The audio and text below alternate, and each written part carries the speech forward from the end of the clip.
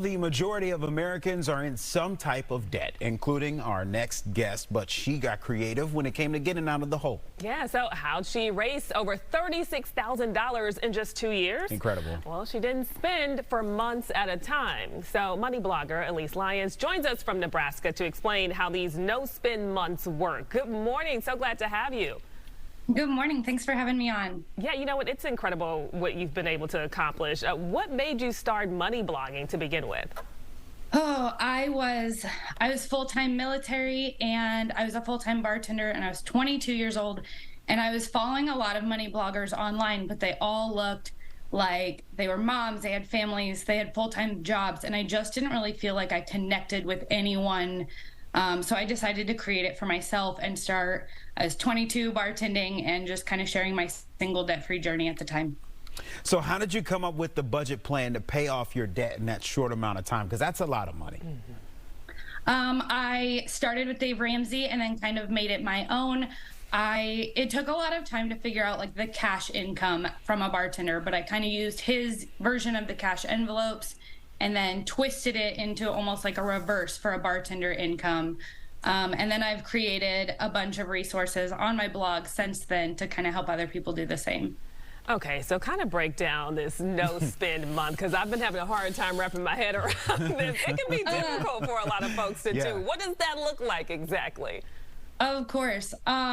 So I always say that a no-spend month, I'm still paying my bills, obviously. I'm buying gas, I'm buying groceries, but it's really a good chance to focus on the essentials and kind of cut out those extras. I always talk about like almost everyone has that like board game closet full, or that, you know, that shelf full of board games that never get played, or the hobbies that have been in the basket that you just kind of ignore. So I like to use no spend months as a time to like really use those resources that we've already paid for, and then things like libraries, public parks, like all of the things that kind of get pushed when we get busy, but to slow down and use the things that are available to us.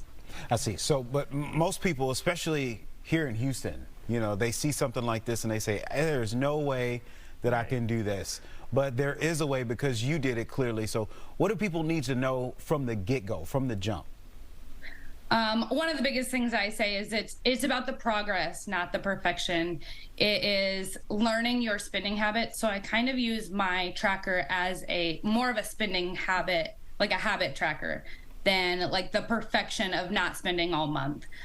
So if you can see like, hey, we're getting takeout every single Wednesday night because we have soccer practice, like pack some peanut butter and jellies, like have a plan, throw something in the crock pot, because it can help you not get that takeout, and then use it for something that you actually want to get versus like the unplanned expenses.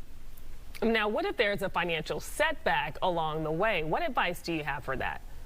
Oh, there absolutely will be. Like, I would be shocked if anyone was on a money journey and didn't have a financial setback.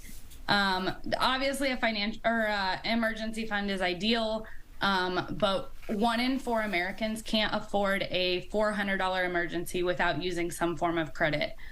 So really, using a no-spend month to focus on building an emergency fund would be great.